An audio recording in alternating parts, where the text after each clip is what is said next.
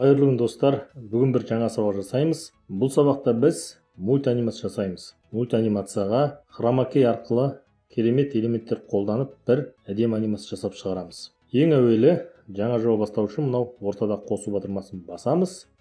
3 ратио шығады. Біз қолданылған нұсқасын таңдаймыз 1:1. Содан кейін бізге галочканы бассаңыз мынандай жұмыс алаңы пайда болады. Біз ең әуелі фонды таңдап аламыз. Ол үшін мультимедиа, фон, қара фон таңдай салайық. Содан кейін осы фонның ұзындығын қоямыз. Осы фонның ұзындығымен анимациямыз өлшенеді. Яғни қай жерге дейін созамыз, осы жерге дейін анимация тоқтайды. Қазір жұмыс жасау барысында түсінесіздер. Галочканы басайық. Бас жағына барып қоямыз да слойды басамыз. Мультимедиа дейміз. Енді керек элементтерімізді енгіземіз. Download басамыз. Міне, бүгін біз водопад жасағымыз келеді. Мынаны былай көйтіп әкеп қоямыз. Сәл бәрі қояйық. Сосын бұны соңына дейін созамыз. Себебі анимациямыз соңына дейін болады. Галочканы басамыз. Қайта басына әкелеміз. Және өзіміздің хромакей арқылы қозғалып тұрған водопадты әкелеміз. Мына суретті мен FreePic деген сайттан жүктеп алдым. Келесі слойды басып водопадымызды енгізейік. Оны мен алдын ала керек жерін кесіп алып болған. Міне, экспорт деген папкада тұр. Міне енді енгіздік. Сосын бұның артық жерін кесіп тастаймыз. Ол үшін міне мәзірден обрезка деген басамыз да былай артық жерлерін алып тастаймыз. Сосын галочканы басамыз.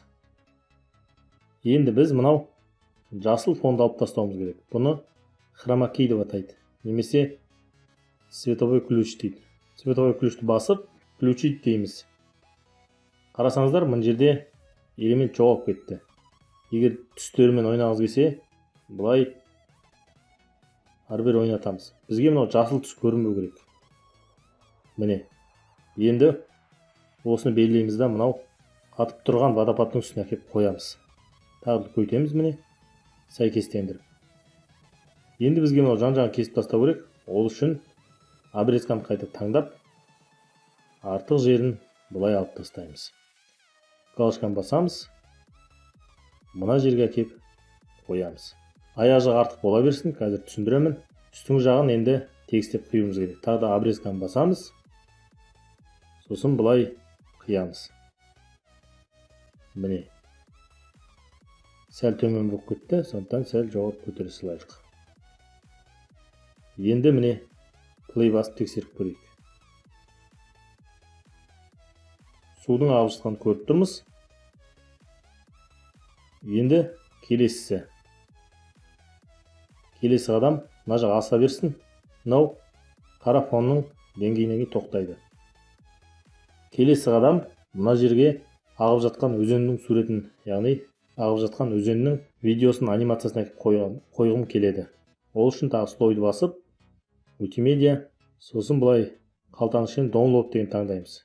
Мен алдын ала жүктеп қойғанмын. Сол жүктеген файлымды әкеп енгіземін. Окей деймін. Міне. Сосын бұны да жаңа әдіспен жасыл түсті өшіреміз, хромакей. Включить дейміз. Енді осы суымызды үлкейтіп әкеп былай қоямыз. Міне. Әлде сәл көйтейік. Анау водопадқа тиіп тұрсын. Галочканы басып тексеріп көреміз.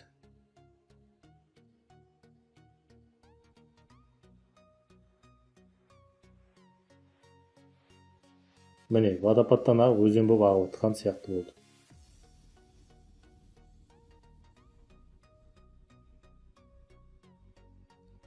Мына хромакейлерді YouTube'дан жүктеп аласыздар.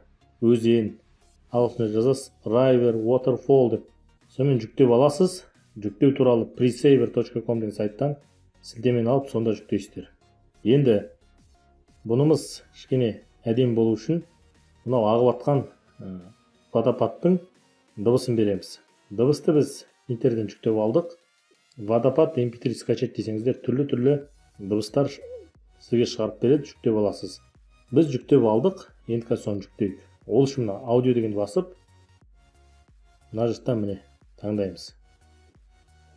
Міне underwater деген соны басып, қосуды басамыз.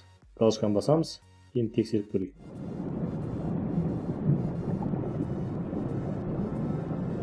Міне анимациямыз дайын болды.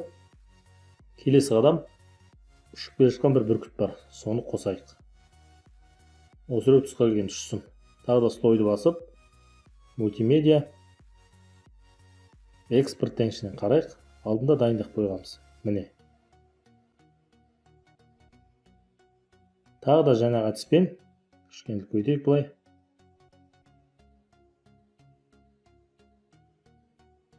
Енді хромакейді аламыз. Міне, тексеріп көрейік.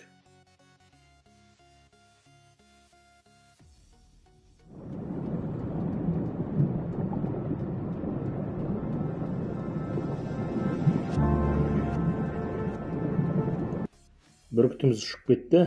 Енді осы видеомызды экспорттап Инстаграмға дайындаймыз. Ол үшін жоғары жақтан ссылканы басамыз. Full HD қоямыз. 2030 кадр. Экспорт дейміз. Экспорт алғаннан кейін видео телефоныңыздың галерея бөліміне барып түседі. Сол жерден Инстаграмға салсаңыз болады. Міне видеомыз экспорттап дайын болды. Қазір тексеріп көрсек болады.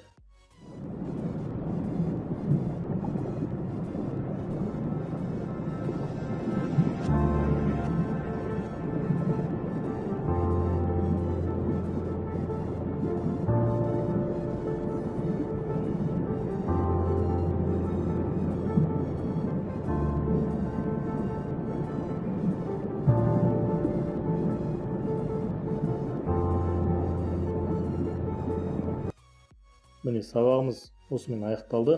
Сау болыңыздар.